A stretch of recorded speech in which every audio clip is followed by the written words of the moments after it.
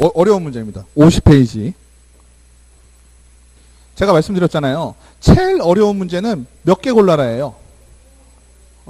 몇 개 골라라가 제일 어려워요. 근데 몇 개 골라라 좀 다행스러운 건 뭐라 그랬죠? 틀린 걸 맞았다고 생각하고 맞은 걸 틀렸다고 생각해서 가끔 맞는 경우가 있어요. 그런 가능성은 있긴 하지만 어찌됐건 난이도 중에 제일 어려운 게 몇 개 골라라예요. 이거는 거의 좀 정확하게 아셔야 맞춰지는 문제가 좀 많아요. 그래서 이런 몇 개 골라라라는 거는 나중에 다시 보실 때도 무조건 한번 보시고 내가 공부가 어느 정도 됐는지 한 줄씩 이렇게. 그래서 우리가 OX 문제를 풀기도 하시죠. 그런 문제가 이제 결국은 이 문제를 풀기 위한 겁니다. 자, 보실게요.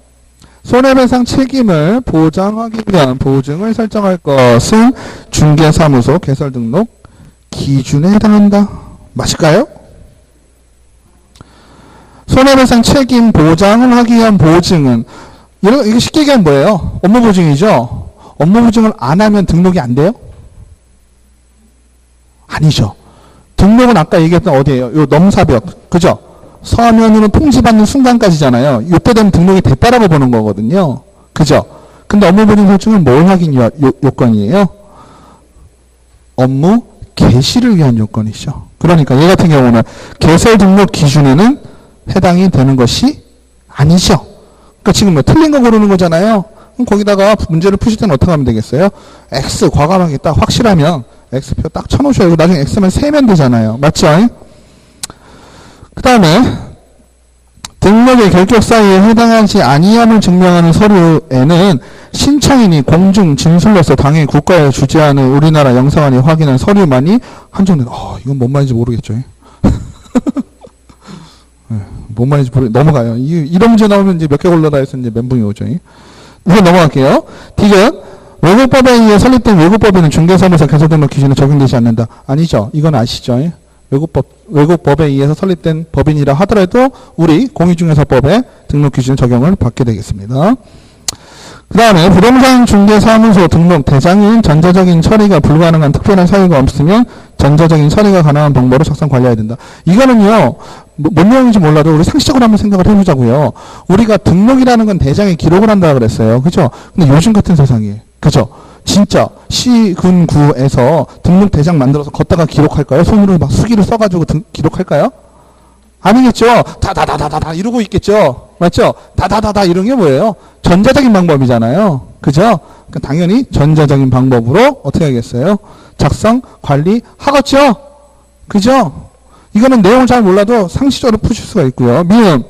광역시장은 개설 등록을 한 자에 대하여 법령에 따라 중개사무소 등록증을 교부해야 된다. 여기서 광역시장은 이런 말 우리 써본 적 있어요? 없어요? 없어요. 그죠? 예? 시장 군수는 이딴 얘기는 들어봤어도 광역시장은 이런 얘기 못 들어봤죠.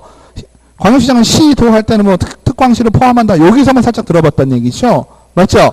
그러니까 특광시라고 할 때는 등록이랑 관련이 있어요? 자격이랑 관련이 있어요? 자격이랑 관련이 있죠? 그러니까 등록하고 관련이 없습니다. 땡이죠. 비읍 개설 등록을 하기 위해서는 50제곱. 50제곱 들어봤어요? 안 들어봤죠? 50제곱 얘기한 적이 없어요. 그죠? 사무소는 몇 개가 있든 상관없다 그랬죠? 면적 제한이 있다 그랬나요? 없다 그랬나요?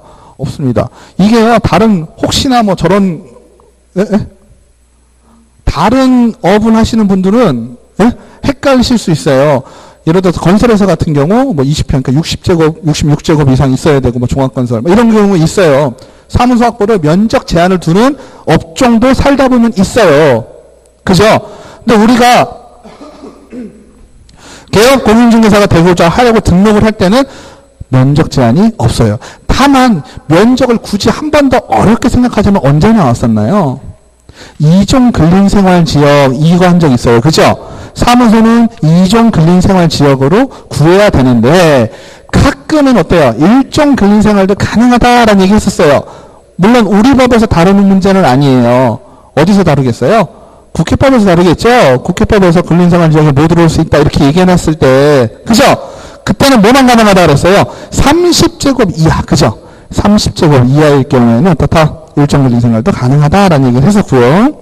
시옷 등록관청이 중개사무소 등록증을 교부한 때에는 이 사실을 다음 달 10일까지 누구한테 얘기해야 될까요? 다음 달 10일 나오면 누구랑 관련이 있어요? 다음 달 10일이면 협회죠. 그죠? 협회하고 시군구 등록관청은 무슨 관계라 그랬어요? 서로 도움을 주고받는 관계라 그랬죠? 그죠? 왜 도움을 주고받는다 그랬어요? 지도 감독 나갈 때 어때요? 협회에서 또 관리해서 나간다 그랬잖아요. 그죠? 맞나요? 그래서 등록관청은 어때요? 협회에다가 통보해준다라는 얘기 했었어요. 통보를 해주는데 협회가 등록관청보다 무슨 상위기관 이런 개념은 아니죠. 어떻게 보면 협회도 어때요? 국토부의 지도 감독을 받죠. 협회 자체도. 그죠? 물론 국토부하고 시군구는 다르지만 협회는 우리가 필요해서 개업 공인중개사들이 만든 거잖아요. 맞죠? 그러니까 등록관청하고 서로 도움을 주고받는 관계의 쯤으로 그냥 해석하시면 돼요. 그러니까 등록관청에서도 어때요? 중요한 건 등록관청에서 협회에다가 얘기를 해주는 상황은 어떤 상황일까요? 큰 틀에서 보자면 자기가 알 수 있는 내용이에요. 누가?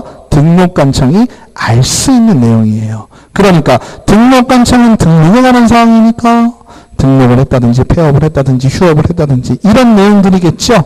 이런 내용들을 언제? 다음 달 10일 1일부터 30일까지 한 거를 다음 달 10일에 협회에다가 얘기를 해 주겠다라는 얘기입니다. 국토부 장관에게 통보해야 된다. 등록관청이 국토부 장관에게 통보해야 된다라는 게 있었나요? 없었죠? 나중에 뭐가 있었을까요? 토지거래 허가할 때 시도지사, 토지거래 허가할 때 시도지사가 정한 경우에는 국토부 장관에게 얘기하고 밑에 시군구에다 얘기하고 이런 경우는 있었죠. 맞죠? 아래 위로.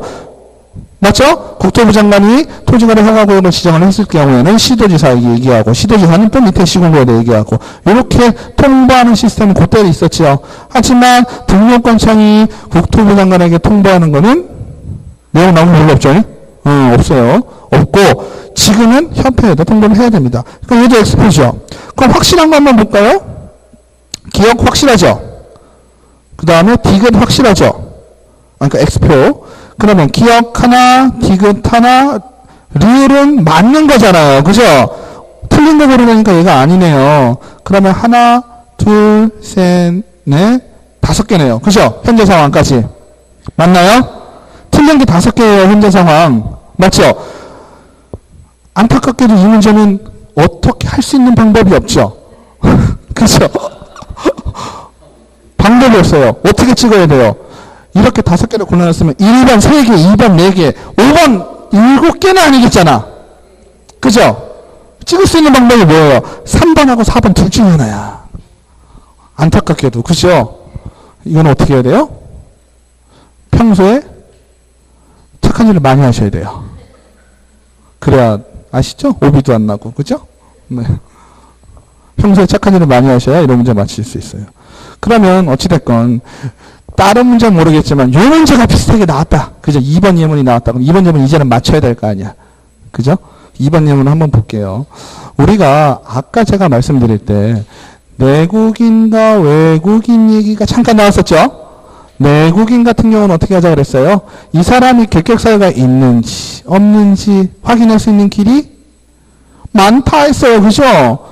내국인은 어떻게 하면 되니까 등록관청에서 이 사람 주민번호 대가지고 그죠? 결격사유가 있냐? 그러면 어디다가 법원에 물어보든지 그죠?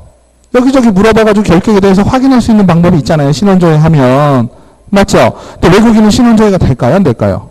안 되죠. 안 되니까 어떻게 해야 돼요? 외국인은 결격에 해당하는 서류 그죠? 결격에 해당되지 않는다라는 서류를 준비를 해와서 등록 신청을 해야 될 거예요. 그죠?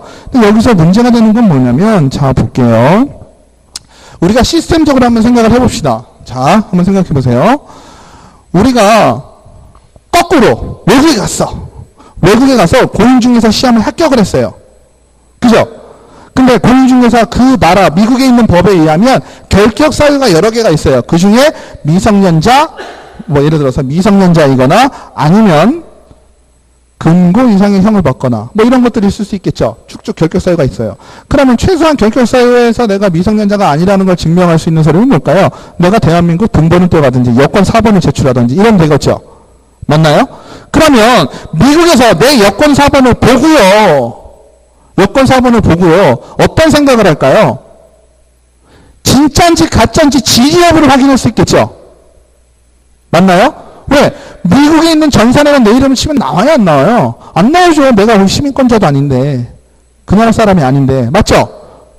그러면 내가 미국 정부의 입장이라면 어떻게 해야 될까요? 대한민국 영사관에 의뢰하면 되겠죠. 맞죠? 영사관에 의뢰해서 어떻게 하면 되겠어요? 응? 확인하면 될 거 아니에요. 아니면 어떻게 하면 될까요? 거꾸로 미국에서 한국에 있는, 그죠? 미국 영사관에다가 얘기를 해가지고 너 한국에 있는 이런 사람인데 확인해봐라 이렇게 얘기할 수 있어요, 없어요? 할 수 있죠. 즉 제가 여기서 확인이라는 개념이 들어갈 수 있다는 얘기지. 맞죠? 그래서 여기 나온 게 그거예요. 등록의 결격 사유에 해당하지 아니함을 증명하는 서류에는 신청인이 공증 증서로서 당해 국가에 주재하는 우리나라 영사관이 확인한 서류만이 인정된다. 이런 거는 뭘까요? 이거는 거꾸로죠. 외국 사람이 지금 왔잖아요. 그죠? 왔는데 미국 사람이었으면 우리나라 영사관이 미국에 있죠. 미국에 있는 영사관에 이 사람 확인해줘. 이렇게 할 수 있잖아요. 그죠? 확인했더니 맞대. 미성년자가 아님이 밝혀졌어요. 그럴 경우에는 우리는 어때요? 등록관청에서 얘 등록의 결격이 없네 라고 확인할 수 있겠죠. 근데 중요한 건 니은을 밑에 한번 해설을 볼게요. 해설. 등록의 결격 사유에 해당하지 아니함을 증명하는 서류에는 아포스티유도 해당이 된다라 그랬어요. 알 수 없는 말이 막 나와요. 이제. 그죠? 아포스티유가 뭘까요?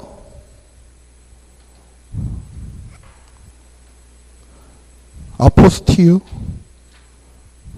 이거는요, 국가 간에요, 서류에 대한 확인을 면제한다라는 의미라고 이해하시면 돼요. 그 얘기가 뭔 얘기냐면, 외국에서 발행한 서류 있잖아요. 지금 한번 볼까요? 결격이 발생하지 않았다라는 걸 증명하는 서류는 외국 사람이니까 어디서 떼어왔겠어요? 외국 정부에서 떼어왔겠죠. 맞죠? 그럼 외국 정부에서 떠온 서류를 우리가 어떻게 하는 거예요? 지금 그 외국에 있는 우리나라 영사관에다가 이걸 보내서 확인 좀 해봐라 이런 얘기가 됐죠. 맞죠? 근데 아포스티유 협약을 맺은 국가끼리는요, 외국에서 발행한 서류에 대해서 어떻게 따로 확인하지 않고 인정을 해준다라는 개념입니다. 이해되시나요? 그러니까 다시 얘기하면 외국 사람이 우리나라에 와서 등록을 지금 하려고 하는 거잖아요. 등록을 하려고 하는데 우리는 결격사유가 있으니까 너 결격사유가 없음을 증명하는 서류를 떼어라 라고 얘기를 한 거예요. 떼었더니 외국 정부에서 발행한 서류를 얘가 떼었을 거 아니에요. 그러면 아포스티유 협약에 가입된 나라에서 떼어온 거라면 우리나라에서는 그거를 대한민국 영사관에 확인하지 않고도 그 서류를 인정을 해주겠다. 그러니까 이 문제에서는 뭐라 그랬어요? 우리나라 영사관, 그 해당 국가에 있는 우리나라 영사관에서 확인한 서류만이 인정된다라고 얘기를 했잖아요. 그죠? 그러니까 우리가 만자 나오고 절대적 나오고 이런 거 나오면 어떻다? 웬만하면 틀린 문장이라고 얘기했었잖아요. 얘 같은 경우도 거기 범주에서 벗어나지 않았죠. 그죠? 그러니까 헷갈렸었다면, 당최 무슨 얘기인지 몰랐다면 여기도 만자 나오면 조금 만자가 나왔다면 약간 의심해 볼 수 있는 여지가 좀 있는 문제입니다. 아시겠죠? 이해는 되시죠? 아포스티유 별거 아닙니다. 말만 어렵지. 외국 문서에 대한 인증 요구 폐지 협약. 그러니까 외국 영사 우리나라가 외국에 있는 우리나라 영사관에 확인이 된 서류뿐만 아니라 확인이 안 된 서류도 등록의 결격 사유를 없음을 증명하는 서류로 낼 수 있다는 얘기지. 되셨죠? 어렵죠? 아닌가요? 괜찮으신가요? 그죠? 뭐 이제 수준들이 올라가셔가지고 뭐 이 정도는 그죠? 15번 법인의 중개사무소 개설 등록 요건 중 옳은 것은 중개사무소 확보 계획을 수립할 것. 상법상 회사, 협동조합, 자본금 5천만 원. 임원 또는 사원 전원이 연수교육. 연수교육 땡이죠? 실무교육 받아야 되죠? 땡이니까 날라갔고. 4번은 법인인데 중개업까지는 좋았는데 감정평가업 받았으면 돼요, 안 돼요? 안 되죠. 예, 아까 네모예요. 땡이에요. 임원 또는 사원의 2분의 1 이상의 공인중개사. 아까는 2분의 1 이상의 공인중개사이면 상관이 없는 거죠. 거꾸로지. 그죠? 2분의 1 이상인 법인이 등록을 하려고 하면 문제가 없는 거지. 법에는 뭐라고 나와 있는 거예요? 3분의 1 이상이면 된다는 얘기죠. 그러니까 3번, 4번, 5번은 날라갔죠? 그러면 1번은 중개사무소 확보 계획을 수립한다. 확보 계획을 수립해야 돼요? 확보해야 됩니다. 예를 들어서 나 여기랑 계약할 거예요. 약정서 이딴 걸로는 안 된다는 얘기죠. 그죠? 사무소를 확보했다는 서류. 임대차 계약서라든지 매매 계약서라든지 이런 게 있어야 되겠죠. 16번 공인중개사 법령상 중개사무소 개설등 요청이 옳은 것은 공인중개사가 개설등록을 신청하는 경우 연수교육 땡이죠. 실무교육 개설등록 하려는 자가 사용되지 않은 건물에 개설등록 가능하죠. 거사건축물 대상 나오면 무조건 땡이죠. 안 되죠. 4번 대표자 공인중개사 대표자 포함하면 안 되죠. 대표자 제외한 임원 또는 사원의 3분의 1 이상. 5번 외국에 주된 영업소를 둔 법인이 개설 등록을 하기 위해서는 상법상 외국에서 규정에 따른 영업소 등기를 증명할 수 있는 서류를 첨부하여야 한다. 그죠? 그러니까 5번이 되시겠고 넘어가겠습니다. 17번은 뭐 앞뒤에 똑같은 거라 그냥 보시면 되겠고요. 53페이지 등록의 결격 사유. 등록의 결격 사유 앞에서 그냥 나왔죠. 근데 이어서 이제 등록의 결격 내용이 나올 겁니다. 다음 중 등록의 결격 사유의 효과에 대한 설명과 이 전체적인 거죠. 개업공인중개사에게 결격 사유가 발생하면 어떻게 됩니까?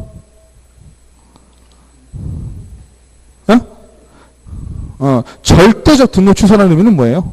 무조건 등록이 취소가 됩니다. 그죠? 근데 우리가 결격사유 얘기할 때요, 결격사유가 지금 두 가지가 나타나는 거예요. 처음에는 내가 지금 등록을 하고자 하는데 결격이 발생한 경우가 있을 수 있고요. 그죠? 등록을 하고자 하는데 등록관청에서 뭐라는 거예요? 너는 결격사유가 있어서 안 돼! 이렇게 얘기할 수 있죠. 맞죠? 근데 내가 이미 개업을 했다는 건 등록을 한 상황이잖아요. 한 상황에서 결격이 발생하면 어때요? 결격이 해소될 때까지. 그죠? 등록이 취소되는 거죠. 그러니까 주등 취소가 되고 그 결격이 해소되어야만 다시 등록을 할 수 있는 거죠. 맞죠? 자격이 날아가는 건 아니잖아요. 지금 등록 얘기하고 있으니까. 그 다음에 결격 사유가 있는 공인중개사는 소속 공인중개사가 될 수 없다. 맞나요? 결격은 등록의 결격이라고 표현하지만 결국은 어때요? 등록의 결격 사유가 발생을 해버리면 중개업 자체에 종사할 수가 없죠. 중개 보조원도 할 수가 없어요. 4번 법인인 개업공인중개사 임원 또는 사원의 결격사유에 해당하게 된 경우 중개사무소 개설 등록을 취소하여야 한다. 당연하죠. 다만 2개월 이내에 사유를 해소한 경우는 그렇지 아니하다. 맞는 내용이죠. 법인의 임원 또는 사원의 결격이 발생을 했다. 등록이 되어 있는 상태죠. 그죠? 되어 있을 땐 당연히 취소를 해야 마땅하나 2개월 이내 해소가 되면 괜찮다. 결격사유는 개업공인중개사 등에 적용이 되므로 결격사유가 있는 자는 중개보조원으로 활동할 수가 없다. 아까 말씀드렸죠. 3번 개업공인중개사가 결격사유에 해당하는 자를 소속공인중개사 또는 중개보조원으로 둔 경우 중개사무소 개설 등록을 취소하여야 한다. 다만 그 사유가 발생한 날로부터 2월 이내에 그 사유를 해소한 경우에는 그러지 아니하다. 어떻게 될까요, 이건? 이게요, 이해를 잘 하셔야 되는 게요, 법인에서는요, 자, 보세요. 법인에서는 임원 또는 사원이 결국은 개인적으로 오면 어떻게 돼요? 개업공인중개사 사장님하고 똑같은 거잖아요. 이해되시죠? 자, 법인은요, 개념을 어떻게 잡으라고 그랬어요? 법인은 임원 또는 사원이 있다 그랬잖아요. 그죠? 법인이고, 개인은 어때요? 개업 공인중개사가 있잖아요. 맞죠? 근데 라인으로 보자, 레벨로 보자면 이렇게 되는 거예요. 임원 또는 사원 밑에 우리가 알고 있는 김사원, 이사원을 또 둘 수도 있어요. 그죠? 그 다음에 개업 공인중개사 밑에는 소공과 누굴 둬요? 중개보조원을 두잖아요. 맞죠? 그러니까 법인에서 임원 또는 사원의 결격이 발생하면 얘는 취소가 마땅하겠죠. 개업공인중개사가 결격이 발생하면 어떻게 돼요? 취소가 마땅하죠. 절대적 등록 취소. 맞잖아요. 이해되시죠? 그러니까 임원 또는 사원의 결격이 발생하면 취소가 마땅하나 2개월 이내에 해소해라 했죠. 맞죠? 여기는 어떻게 될까요? 이미 이 레벨 밑에 있는 소속 공인 중개사 얘기하고 있잖아요. 그죠? 여기 가면은 업무 정지예요. 정지고 이것도 2개월 이내에 해소하면 되겠죠? 이해되시죠? 똑같이 2개월인데 여기는 임원 또는 사원이 결국은 이쪽으로 오면 개업공인중개사, 즉 사장님 얘기거든요. 물론 여기에 사장님은 대표이사가 따로 있긴 하지만 대표이사도 말 잘 따져보면 어때요? 이사잖아요. 임원 또는 사원이 이사고 그 중에 한 명이 그냥 대표이사 왕건을 쓰는 거잖아요. 맞죠? 그러니까 이 전체를 사장님으로 보전 얘기예요. 그래서 이 전체의 결격이 발생하면 취소 사유고 여기도 사장님이 발생하면 취소 사유고 밑에서 발생하면 정지 사유고. 됐죠?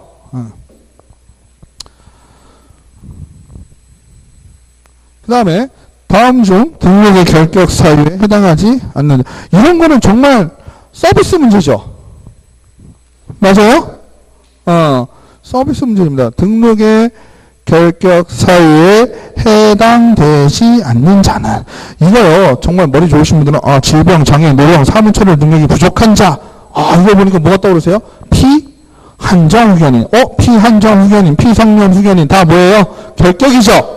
그러니까 얘도 결격이구나 라고 한 단계 더 생각하셔서 계속해서 생각을 하시죠. 근데 피성년 후견인, 피한정 후견인 다 어때요? 법원의 선고가 중요해. 그죠? 실질적으로 눈으로 봤을 때도 저분은 좀 거시기 하네 이래도, 그죠? 법원의 선고가 없으면 어떠다? 결격이 되지 않는다. 그죠? 자, 3번. 다음 중 등록의 결격이 틀린 것. 미성년자는 결혼을 해도 성년으로 의제된다. 민법 많이 배우신 분 아시죠?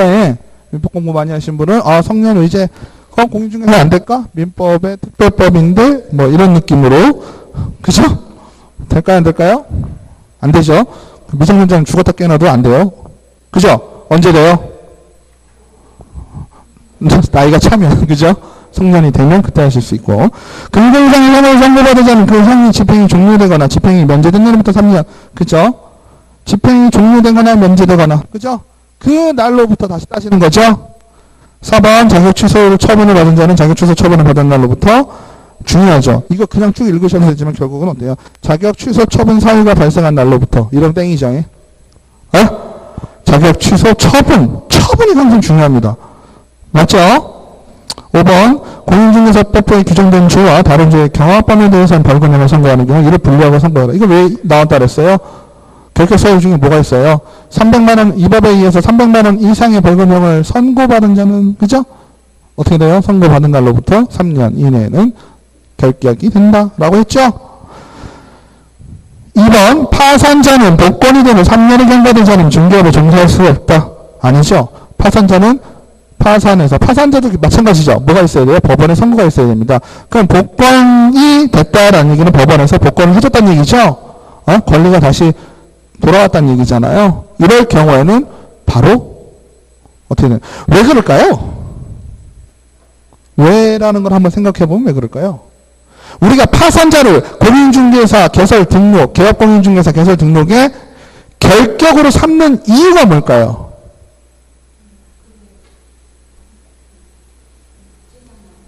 우리는 재산을 많이 다루는 거죠. 제가 약간 아이디어하게 말씀드리면 항상 그랬죠. 우리는 우리의 일에 자부심을 갖고 문제가 안 생겨 열심히 해야 되는 이유가 그 사람의 거래 당사자의 전 재산일 수도 있다는 얘기 했었죠.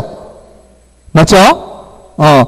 200만원짜리 월세를 구해도, 230짜리 월세를 구해도 그 사람은 전부일 수가 있고, 200억짜리를 구해도 그 사람은 전부일 수가 있다 그랬어요. 그죠? 근데 그러한 일을 하는 개업 공인중개사들의 결격 중에 파산자를 집어넣는 이유는 뭐다? 자기 재산 관리도 똑바로 못하면서 남의 재산을 어떻게 하지 않느냐? 이런 개념으로 볼 수 있겠죠?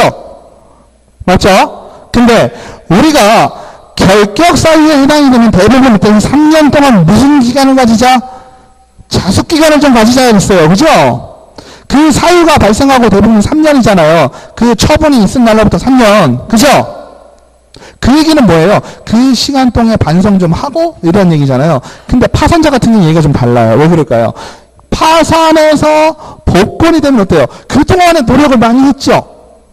그동안의 자숙기간을 가졌다라고 보는 거예요.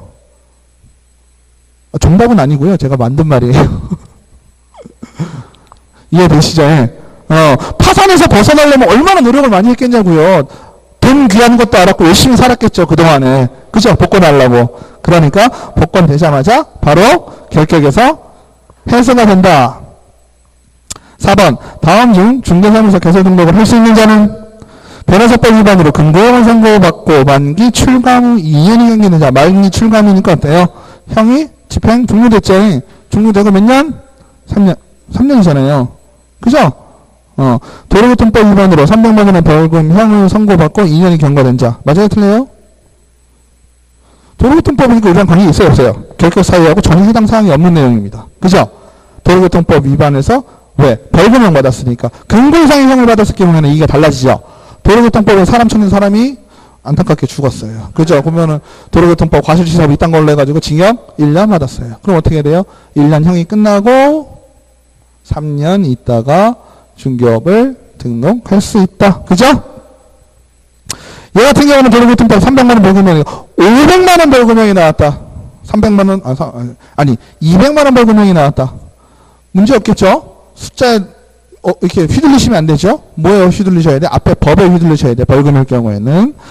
그 다음에 파산 선고를 받으면 채무를 변제하고 복권 신청을 한다. 신청하면 안 되죠? 복권 선고를 받아야 되겠죠. 다시. 그 다음에 피한자 의견으로서 재산심으로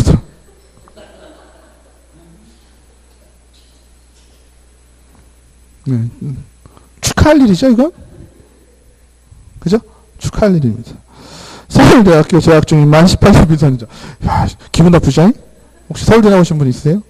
기분 나쁩니다. 살면서. 그죠? 서울대학교면 이 문제가 해결될 줄 알았니? 뭐 이런 느낌이죠? 나이가 어려도 해결될 줄 알았니? 뭐 이런 거죠. 사람을 뭘로 보고. 서울대 안 나왔어도 그죠? 아닌 건 아닌 건 알죠? 2번 5번 다음 중 공인중개사법상 등록의 결격사에 해당되지 않는 자. 해당되지 않는 자.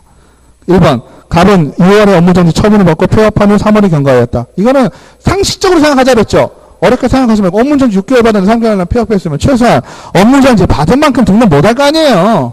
맞죠? 그러니까 이거는 땡이고. 2번 을은 공인중개사법상 초과보수 금지행위로 300만 원의 벌금형을 선고받고 1년이 경과하였다. 초과보수 금지행위니까 이 법이에요? 딴 법이에요? 이 법이잖아요. 그죠? 이 법에 300만 원 결격에 해당이 됩니다. 그러니까 어떻게 돼요? 선고 받은 날로부터 몇 년? 3년 동안 자숙기간을 좀 가져라. 4번 정은 업무정지 처분을 받은 법인의 전직 임원으로서 법인의 업무정지 사유가 발생할 당시 법인의 임원으로 있었으며 법인의 업무정지 기간은 아직 경과되지 않았다. 이것도 중요하죠. 법인 같은 경우는 자 아까 다시 한번 보실게요. 법인은 임원 또는 사원이 결국은 사장님이라고 보시면 된다 그랬죠? 아시겠죠? 그러니까 업무정지를 받았거나 그죠? 그러면 임원 또는 사원에게 모두에게 해당이 된다라고 이해를 하시면 되겠죠? 그러니까 그 당시 업무정지 그 중요한 건 뭐예요? 법인에서 업무정지 처분을 받았다라는 얘기는 업무정지 사유가 발생했다라는 얘기죠? 근데 업무정지 처분을 받았을 때 그 업무정지 처분에 대한 영향은 누구한테 온다? 업무정지 처분 사유가 발생했을 당시에 임원 또는 사원이다. 그죠? 왜냐면 바뀔 수가 있잖아요. 업무정지 처분 사유는 이때 발생을 했는데 그 중간에 들어온 놈은 어때요? 처분이 이때 발생을 하면 처분 시로 한다면 나는 잘못도 없는데 업무정지 처분을 받게 되는 꼴이 되잖아요. 그러니까 업무정지 처분에 대한 사유가 발생했을 당시에 임원 또는 사원 요게 좀 중요하시다라고 말씀드리고 싶고요. 5번 뭐죠? 자격정지 처분을 받았고 당해 사무소를 퇴사하였으나 자격정지 기간이 아직 경과되지 않았다. 이거 뭐 읽어봐도 자격정지 기간이 경과되지 않았으니까 등록 결격이 되겠어요? 안 되겠어요? 되겠죠. 자격정지 끝나고. 그러니까 업무정지든 자격정지든 그 자기한테 받은 처분이 어때요? 다 끝나야지만 등록 결격이 해소가 되겠죠? 3번 병은 채무 초과로 인하여 금융기관으로부터 신용불량자로 분류되었다. 신용불량자면 아무것도 못해요? 중개업 못해요? 신용불량자도 중개업하는데 문제가 없습니다. 그죠? 그 다음에 개인회생 신청, 개인회생 신청을 통해서 개인회생 절차를 밟고 있는 사람, 신용불량자는 또 다른 얘기죠. 그죠? 개인회생 절차를 밟고 있는 사람은 등록의 결격 사유다, 아니다? 아니다. 그죠? 우리가 돈과 관련된 건 뭐밖에 없다? 파산자밖에 없다. 파산자는 되고 싶어도 안 한대요. 아시죠? 법원에서 파산 선고 받는 게 생각보다 쉽지가 않아요. 요즘은 하도 파산하시는 분들이 많아서. 그죠? 왜냐면 파산은 다 면책이 되잖아요. 그죠? 그래서 파산 받기도 생각보다 쉽지 않아요. 네. 아니죠. 등록하고 자기 그건 별로겠죠. 등록 취소가 되면, 자 보세요. 등록 취소 사유가 발생을 해가지고 등록 취소가 되면 어때요? 벌금은 300만 원 받으면 등록 취소잖아요. 그럼 3년 동안 기다렸다가 다시 등록하시면 돼요.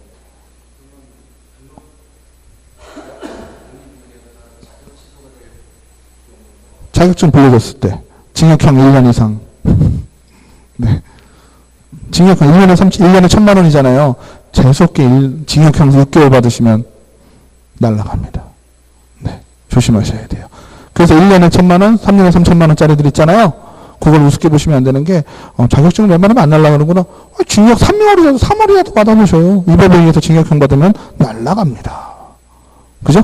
날라가면 중개업은 3년 동안 못해요. 왜? 시험도 못 보잖아요. 시험도 못 보고 중개업도 못하고 3년 동안은 정말 자숙하셔야 돼요. 19세. 19세. 네.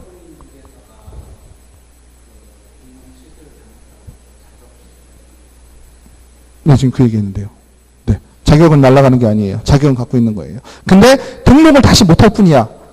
가까운 시일 내에는 3년이 지나야 돼요.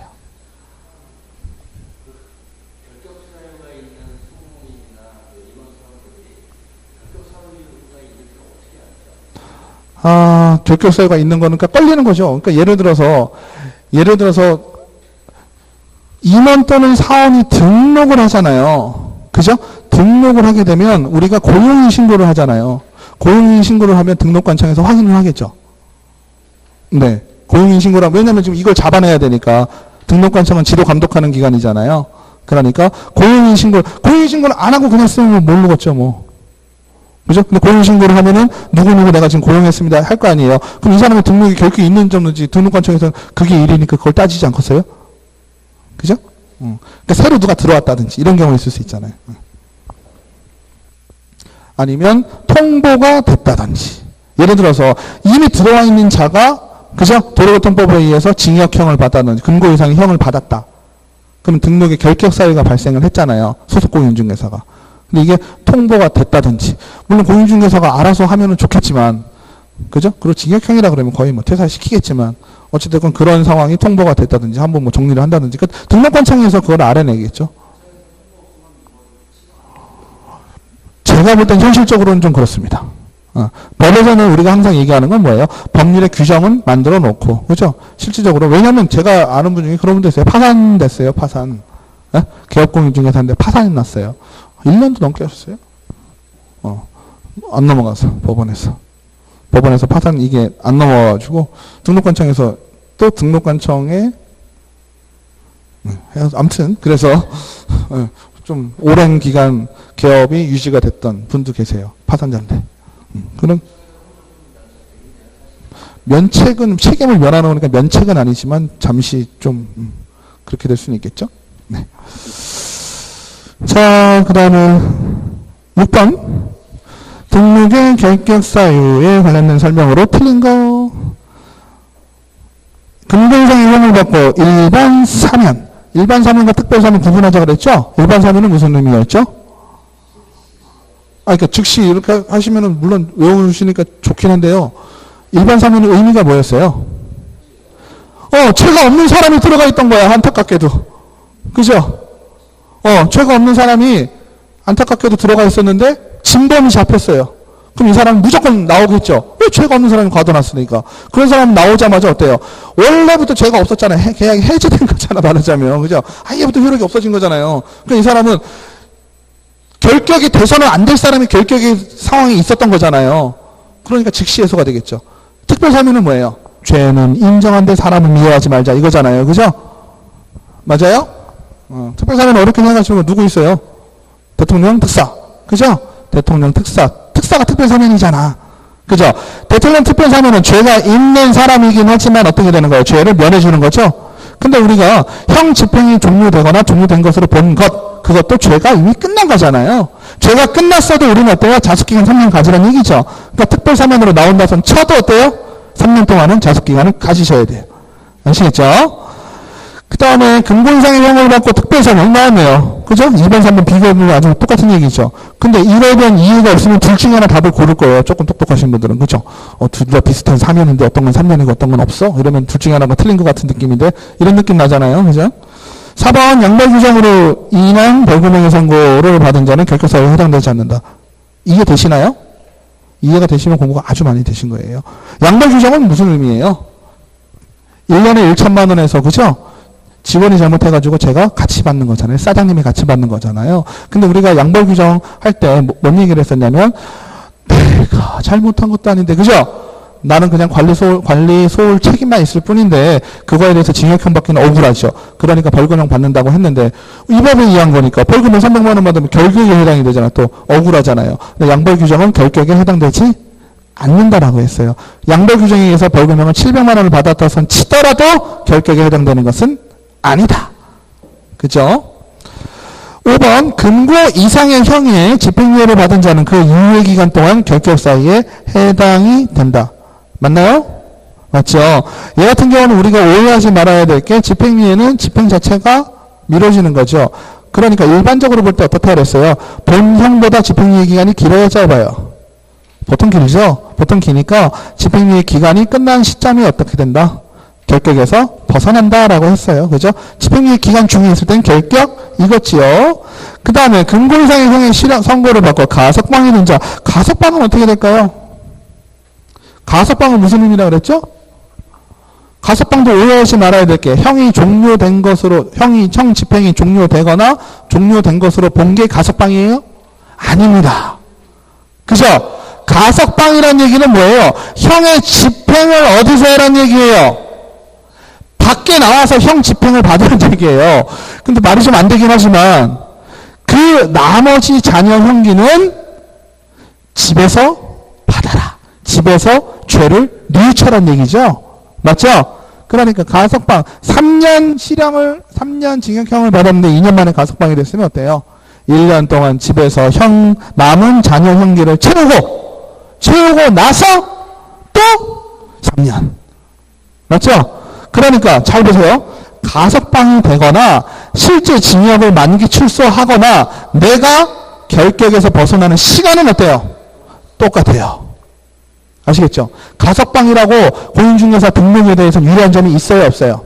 없어요. 아시겠죠? 몸은 편하겠지만 등록에 관한 문제를 따질 때는 유리한 점이 한 개도 없어요. 아시겠죠? 넘기실게요. 오씨, 이게 맞네요. 등록까지도 하려고 했는데 못하겠네요. 그죠? 자, 7번. 다음 중 법 10조의 등록의 결격 사유에 해당하는 것은, 이거는 뭐, 별거 아니죠? 징역 6월에 대한 선고 유예를 받고 선고 유예 기간 중에 있는 자. 선고 유예를 받았대요.